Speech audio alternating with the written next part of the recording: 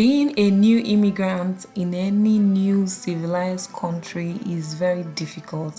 In fact, it's one of the most difficult things that you'd ever do in your adult life. It's possible that if you're coming from a civilized country, like if you're coming from UK, Ukraine, wherever you're coming from that is not Nigeria or an African country, even South Africa, it's possible that you've been exposed to this cultures or you wouldn't experience this level of culture shock as for those of us, like when compared to those of us that our first exposure of abroad is coming to Canada as a permanent resident. So I know that I mentioned in my last video that transportation not my last video, but one of the last videos that I did about the embarrassing moments that I had when I moved here, I talked about this one, and that is the transportation issue. If you're coming from Nigeria, it's not Danfo that operates here, of course you know that, but the times of transportation are very well regulated, such that if they tell you that bus is coming in like 5 minutes time, be rest assured that the bus is going to come in 5 minutes time. So there is no amount of learning that you would do for you not to make one mistake or two when you come here, or be shocked when you come here that everything is regimented, and whether buses or trains, everyone has the particular time that they come to the bus stop.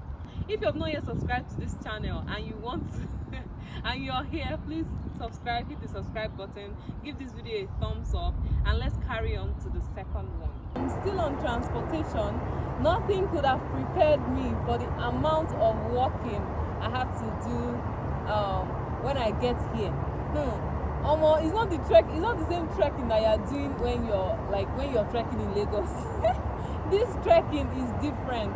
You know, in Lagos, you are either trekking because there is no bus, you don't have money.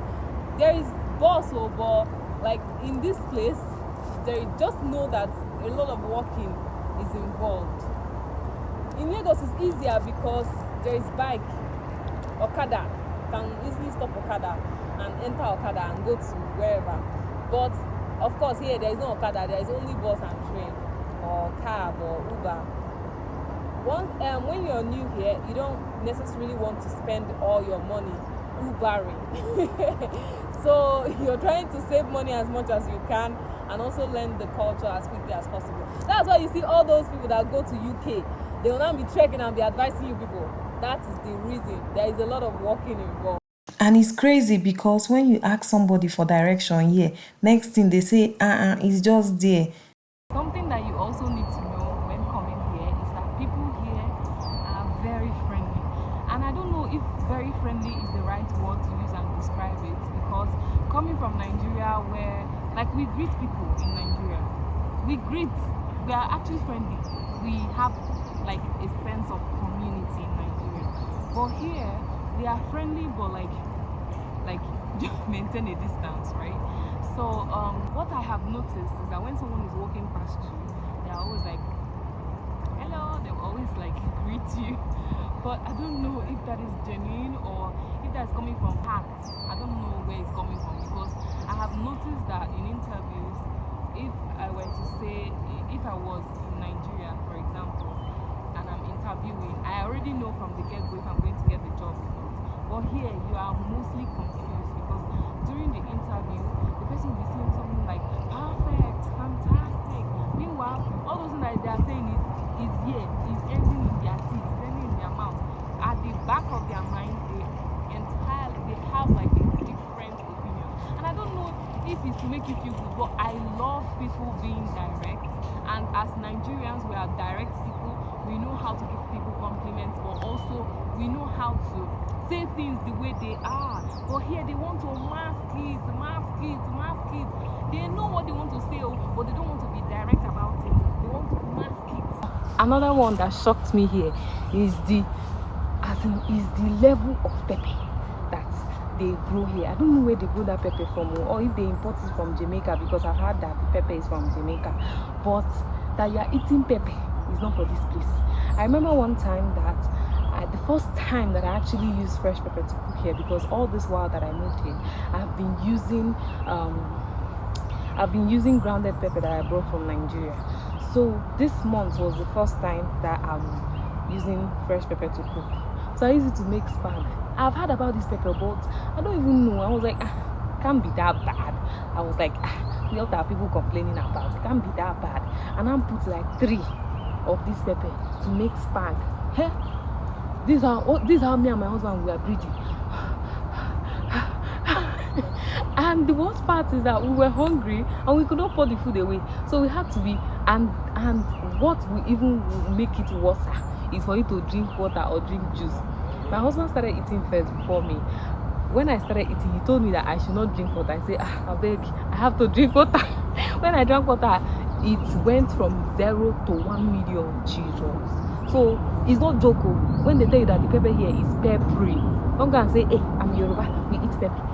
It will pepper your mouth. Omo, let me tell you another one. It's not everybody that you see here that is normal.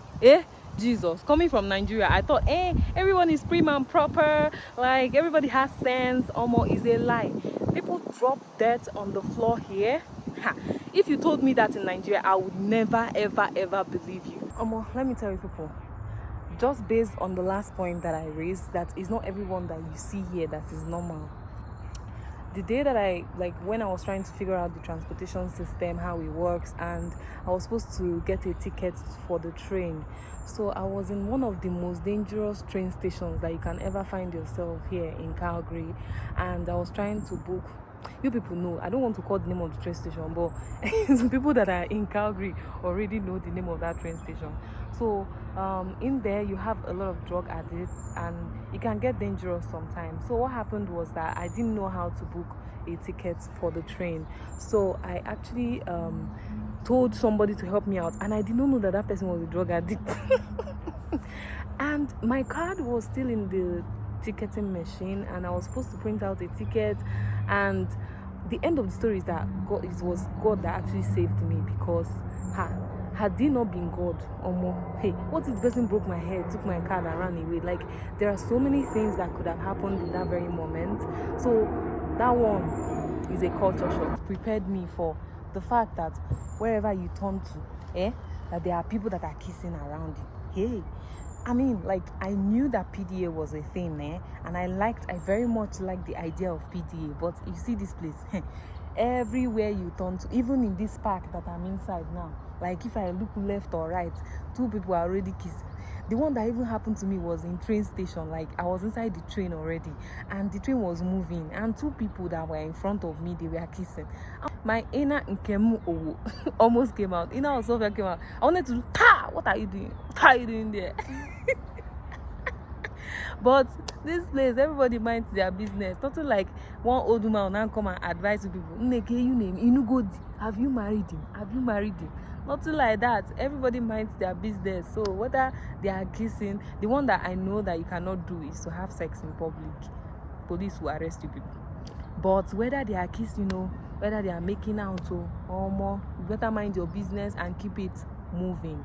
The highest you can say is, you get a room, and everybody carries on. But for you to go and start touching people inappropriately or start advising them, you can get arrested. The taxes here is not a joke.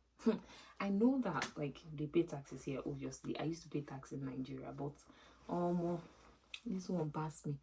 Okay, so when I got a job, I was like, I knew like what they were going to pay me, and I was already calculating, even if they are going to deduct tax and all those little deduction, at least this is what I'm going to get at the end of the payroll, at the end of the 2 weeks. Only for me to get the salary. I was now wondering, for this number of hours, this is what people are paying me. In fact, I think it's even worse when you pick extra shifts. Like, if you work extra hours, like, I think it's even worse, because the kind of it's like they use hammer to cut down your money. That one shocked me. You will work, and you will still be counting your pennies in one hand.